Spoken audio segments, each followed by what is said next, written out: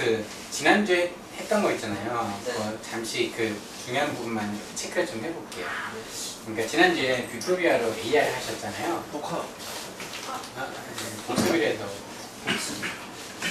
지난주에 이제 AR을 하셨는데 AR 자체가 대체적으로 이제 유명한데 이제 퀄컴의 뷰토리아라고 있고 그리고 메타에어라고 또 다른 회사가 있는데 대체적으로 아직은 우리나라에서 많이 사용하지는 않지만 뷰토리아 같은 경우 외국에서도 많이 사용하고 그리고 일단 이렇게 캡처하는 그러니까 인식 디텍트하는 적이 일단은 전 세계에서 최고라고 얘기를 하고 그리고 또 흔들리지 않는 것도 안정감도 그렇고 전 세계에서 최고라고 하는데 아쉬운 거는 PC용이 없어요.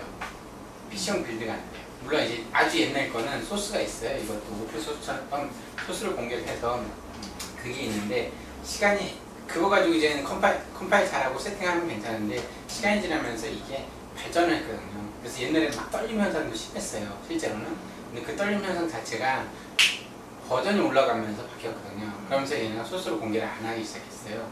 그래서 현재로서는 그냥 모바일용만 포터블 디바이스용만 사용할 수가 있는데 어쨌거나 큐카를 가장 많이 사용하고 있고 큐카는 제 생각에는 뷰토리아라고도 하고 옛날 이름은 큐카였거든요. 이름이 퀄컴 AR 그래갖고 큐카였는데 이제 라이브러리 이름도 큐카라고 되어 있는데 아마 시간이 지나도 한동안은 그래도 이게 뭐 돈을 만들거나 이럴 때에는 아마 괜찮을 거예요. 쓰기도 되게 편하고 기능 자체가 되게 단순하고 되게 쓰기 편하게 돼 있어요. 지난번에 해보시지 않았나요? 네, 해보셨죠. 네.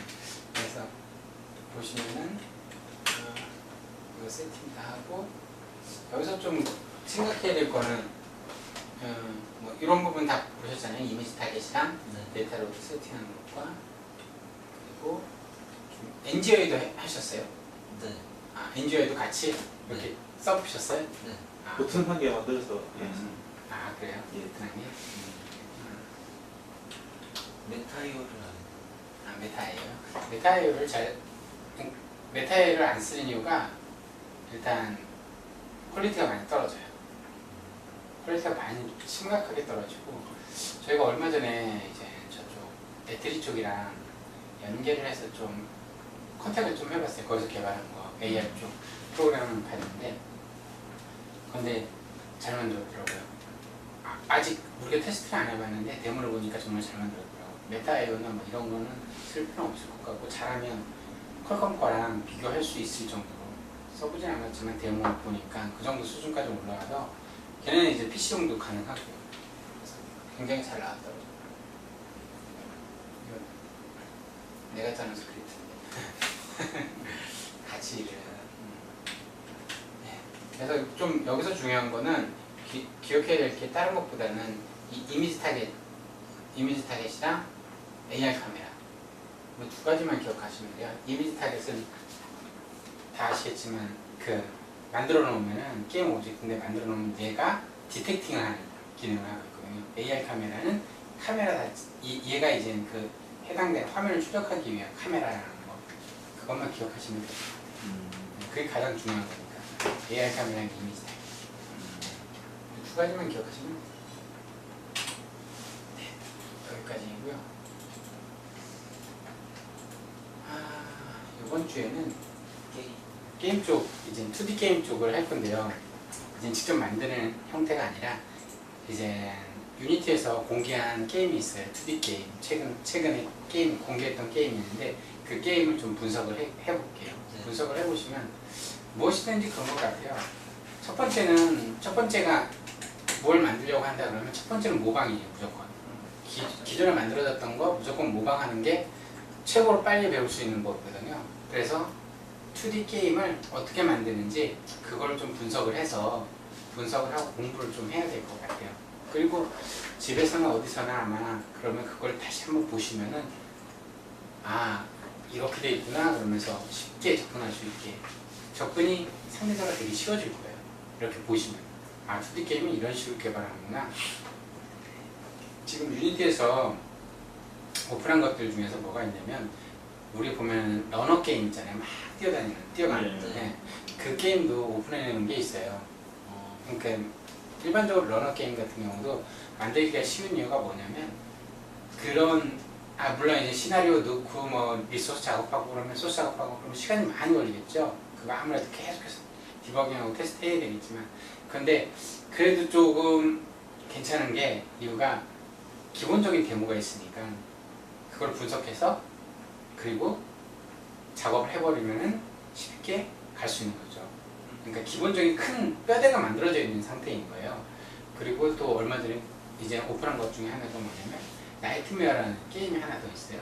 유니티에서 또 개발해서 올려놓은 건데 되게 심플하고 3D 게임인데 괜찮더라고요. 그런데 이제 좀 아쉬운 게 유니티 4.6부터 가능한. 지금 유니티 5.0이 베타로 풀렸더라고요. 네, 베탄 네. 그래서 뭐가 들어간지. 저는 기억하는 게 GI 들어갔다고 하더라고요. GI는 들어갔으니까 아마도 그것도 뭐 그것도 페이크 GI. 예, 그렇죠. 네, 다들 그렇게 얘기를 하더라고요. 게임에서는 리얼은 못 들어간다고 하더라고요. 진짜 GI가 뭐예요? 글로벌 일루미네이션이라고 해서 이름이 그게 지난번에도 얘기를 했었는데 라이트는 두 가지가 있어요. 기본적으로 다이렉트 라이트, 직접광이 있고 그리고 간접광이 있어요. 직접광이라는 건 뭐냐면 이런 빛이 한번 쭉 비치면 광원이 있잖아요. 이 광원에서 빛이 한번 딱 비치면 끝나는 거예요. 이쪽에다 막 비치잖아요. 간접광은 뭐냐면 이 직접광을 통해서 반사하면서 빛이 여러 곳에 투여되겠죠. 반사되면서 이쪽에 쭉 뿌려지겠죠. 예를 들어서 이 빛이 위에서 지금 천장에서 형광등 빛이 막 우선 여기 그림자가 생기잖아요. 그림자가 생기고 이 바닥에 있는 빛이 또 밖으로선 이 빛이 다시 튕겨나가잖아요. 이런 식으로 계속해서 튕겨나가잖아요. 이런 것들을 어떻게 구현할 건가? 이런 거거든요. 그래서 그게 대표적인 게 GI가 있고 FG가 있고 카우스틱이라고 이렇게 세 가지가 있는데 이게 지금 간접광들. 실제적으로 영상을 만들거나 뭐 영상 만드시니까 오늘 잘 아시겠지만 이렇게 이 간접광들을 이제 3D 상의 공간은 실 공간이 아니잖아요. 실 공간이 아니기 때문에 반사가 안 돼요. 반사가 되더라도 되게 어색하게 되는 거죠. 근데 그거를 실 공간처럼 만들기 위해서는 간접광을 만들기 시작해요. 그래서 GI 같은 경우는 포톤이라는 뭐 조금 안개를 뿌려서 걔가 빛을 받고선 주위를 환하게 밝히죠. 조금씩.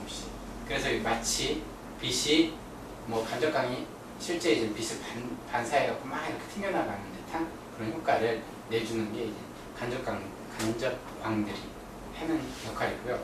기존의 간접광 같은 경우는 유니티 같은 경우는 이제 전통적인 그 UR 실제 그것과 비슷한 거는 간접광이랑 비슷한 거는 FG가 파이널 게더라고 FG라는 게 있거든요. 또 간접광 중에 하나인데 세 가지 중에 하나인데 걔는 기본적으로 가지고 있었어요. 유니티가. 근데 GI는 없었어요. 물론 카우스틱도 없었고 하지만 나중에는 이거는 이제 GI가 들어오는 거죠. 물론 언리얼 같은 데는 이미 있어요. 다 GI 있고 뭐 되게 깔끔하게 나오고 퀄리티가 너무 좋으니까 대신에 이제 속도가 느려질 수밖에 없는 거죠. 그런 거는 GI 같은 경우 이렇게 간접광 같은 경우는 무조건 속도가 느려져요. 워낙 계산량이 많기 때문에 간접광이 결국에는 반사를 시키면서 작은 부분들 예를 들어서 이제 물론 여기도 뭐 빛을 반사하게 되면 모서리 같은 데는 시커멓게 나오거든요. 그런 부분을 처리를 해줘요. 간접광을 통해서. 그러면 지금 보면 모서리 같은 데 지금 빛이 있잖아요. 그래서 이제 눈에 보이잖아요. 네. 아예 까맣게 돼 있지 않고. 근데 이제 그런 부분을 이제 좀 처리해주고 그래서 약 3D 공간상에서 처리를 해줘서 조금은 지금처럼 현재처럼 우리가 보듯이 이런 것처럼 조금 밝게 해주는 그런 기능을 해주는 거예요. 그러니까 현실감 있게 3D 공간을 구성해주는 그게 바로 이제 간접광들의 역할이거든요.